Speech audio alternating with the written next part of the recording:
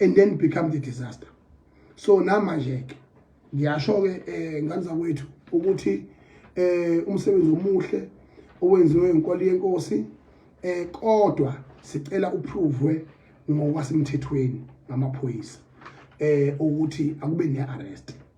Laba bantu aba excited ngendaba kaMkhwanazi nabanye abadumele ngayo nabanye abaphendulayo asikho kwi-element yokuthi ngiyaceba la. Kodwa thina sikwazi ukuthi record kaMkhwanazi asilazi egeja. Bese ngisho ukuthi la kulensizwa yakithi emachunweni usenzo usebenzile futhi naye kwaZulu and now usebenzile noMkhwanazi. Usenze kusebenzeni kwakhe noMkhwanazi ephinde esebenze as uPremier kwaZulu-Natal no Department of Education. Umlando wakhe uba usikhotheni noweba asinawo. Kodwa futhi asinayo into eyumlando ebambekayo ngaye yokuthi nabo umnkunzi abenzayo. Umnkunzi bodwa kuphela mina oba benze usenzo kwaZulu, despite being the Premier and despite being the MEC of Education in this province of KwaZulu-Natal. Into ayenzalayo ukuthi after uhulumeni okade uphethwe inkatha iminyaka emide kakhulu 1994 kuphethe inkatha kwaqala ukuphatha iANC ngo-1990 ngo-2004 usenzo uyena omobilizayo as a Secretary General of the ANC in the province of KwaZulu-Natal. Leyo nto leyo iyobuqhawe bakhe leyo. Ngakho ke amandla umuntu awadliwa kwaZulu. Futhi akho sokwala nganasici umlando wakhe ungaba labo ubunuku nobugebengu kodwa futhi akukho kubambekayo thina esike sakubona sakuphatha ngezandla. Futhi namanje ke ngiqinisekisile mina ukuthi usenzo mkhulu kwamongameli uCyril Ramaphosa njengoba mbeke lapha nje ezinye zezathu umuntu uyabukisisa kahle ukumbeka kwakhe lapha kanye nalomama lo namaqakala avukele ubani lo enjiboseha. Ngifuna abahlaziyi bezepolitiki ukubeka kwasenzo kwi-security cluster esensitive njengamaphoyisa.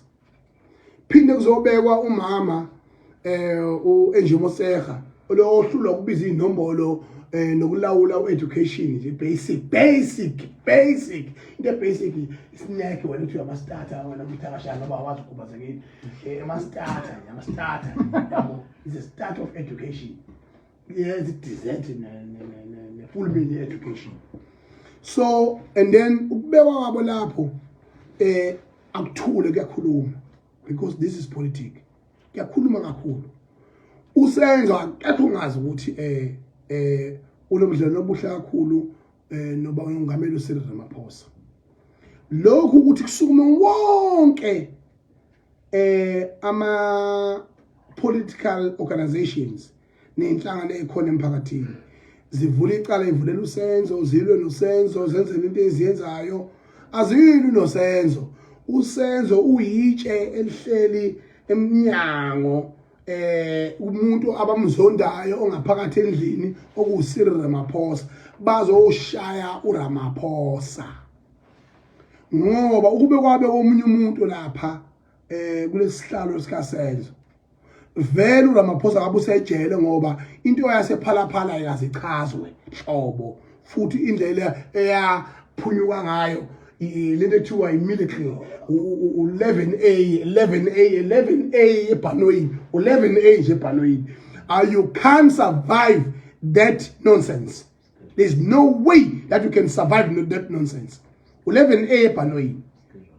So ngempela ke le nto leyo ukuthi uRamaphosa wasava le yanto so naye ke kwi-security cluster ukuvimba ukuthi lelizwe lingagcini lidlwenguleka noma libe nomlando wokuboshwa kwamongameli esesihlalweni. Wagcina esebenzisa abantu abathembayo abasehlizweni yakhe. One of them usenzo Mchunu, okwesibili bese kuzoba uEnjimoseha. Bese kuzoba ilokhunjana ilo uBall Boy ngithi uBall Boy kuyenzeka okhulu touchline kuyaya ngale aphinda alijikjele ngale baphumele ngale kuyathi iphumele ngaphi uBall Boy kushuthi kuya ngebudget baqashwa kanjani uBall Boy lo kuthiwa lo lokunyana ulomfana lo ufikile balula uBall Boy ke weNC loyo uBall Boy loyo uyena Ball Boy ke lo okwazi ukusebenza akwazi ukubuka umoya ebuka umoya uthi uyangaphi liyane Eastern Cape balele eThekwini ukuthi ade July indiyani Durban July usekhona ile nto le into yakanjalo nje so ke manje ke is the same situation so in conclusion ngithi mina okugcina ncinye ngisho nje kamanje ukuthi kuya yonke le disaster asebenzise amalungelo awo ODA Action SA EFF MK opening the case against Minister of Police Senzo Mchunu kodwa siyabona ukuthi khona inkonyane esibayeni kodwa umbala waleli inkonyane ufana nalo umuntu wayevakashile la ngonyaka kodwa nje sengenze into enkulu kangaka asiyikhuluma izinto kodwa siyihlaziye mayine ecala kajeze mayifica iqanda lenjelwane lidekiwe walitapa yena engelusanga okwakhe lokho uyingozi ke Nkosi yami kuyingozi enkulu kakhulu akwazi lakhuluma nje yabo usenzo nje angeke ngimchaze niyambona nani yabo so manje ngikwazi ukuchaza umuntu nani nimbona so bese ukugcina ukuthi lento enziwa uMkhwanazi mina will be very clear to all South Africans as the president of the Bhinqa Nation izwe alisekho izwe lihambile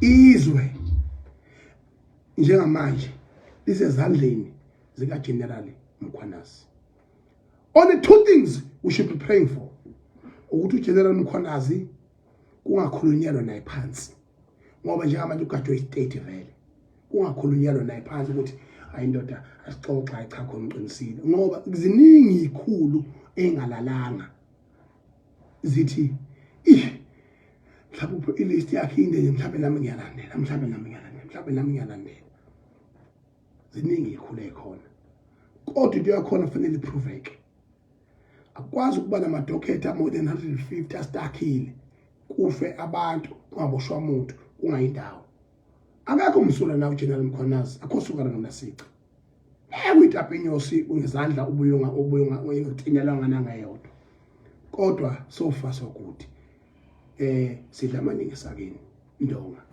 ngithi ke mina bangakhulumeli nawe phansi ngoba it's an only opportunity we have right now kuyaqala ukuthi ezweni laseNingizimu Afrika kube nesimo la okuma khona yonke into kuze kuvumbululwe ngisho amaphara afana nathi kuthiwa wakhulume ibuyele emajele aphawule ngizimo ezikhona sesiphawuleleke kodwa ngithi mina bangakhulumeli nawe phansi futhi iqiniso kube yiqiniso nawe Mkhwanazi mina khona la kusola khona General Mkhwanazi ngayisho lento kubheka icele le clown lelana leyinunu le kubheka icele ngayisho lento ngamcela futhi ukuthi asize ngiyacela bakwethu asegonwe over makula asegonwe over lezi idleke zama drugs okhuluma ngazo afike emkhunjini ayela usho khona qinisile uthini ngePhoenix kaze ngubone Mkhwanazi wenze operation noma iyodwa nje ePhoenix strong angakhulu angifuni ukufanisa ngeWestern Cape la ngikhona ngoba akho commissioner velela uvele izwe leli phandle nje mosu national commissioner ke vele uzokwazi ukubhekana naso simo kodwa kwamanje ngithi mina angaze ngibone uba serious nePhoenix nobheka icele wayiziba iPhoenix wazi wahamba nomphathi uSenzo ngimtshenile ngePhoenix nginama record ngikhuluma ngePhoenix ukuthi amandi yagamenxe amandi yazosusa impi amandi yayisa amandi yaqhaphaza abantu abamnyama amandi yaqhaphaza omama aqhaphaza obafowethu aqhaphaza wonke umuntu aze bazobabhansela ngabasemisho ngo3 hewa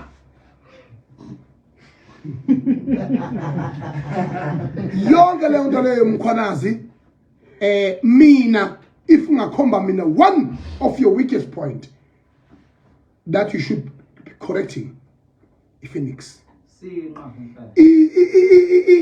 disaster elapha ePhoenix hey kunamathaveni avula 24 hours ngufakazi ngiyazi kuphuzwa kuze kuse amathaveni nama-tops akhona amakula anezwe lawo nje ayibambile akontrola analento ekuthiwa angithi amandiya anengqondo ukuthi iwona lamabelungu umthashana wazi wena lengisumlenze umfishane lalela ndiyazi ukuthi iwona lamabelungu obukhulu kulelizwe ngiyakutshela cha ngazi ukuthi mina Phoenix sinemoshana kahulumeni untshela abantu hayi ukhuluma wena ngale batupela khuluma batupela la khuluma mina ngilekhuluma mina la amandiya azothi wona lamabelungu obukhulu ingakho kamandiya ekwazi ukuthatha isimo sasePhoenix ayicreate ibe independent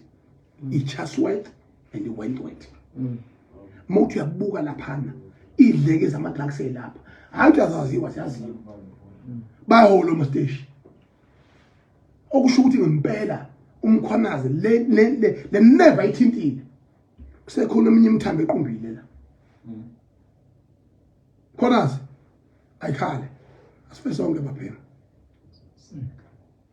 asife sonke baphema bosa lebehluleka sengishilo mina la ngikhuluma ngento engiyaziyo angikhuluma mina ngakuthatha ngubeke mina la kuvulwa khona 24 hours abuku utshwala baba uyabudayisa kwi-tops engazi uyoshaya kuze uyoshaya kuphulwa yonke into emthetho because they are independent country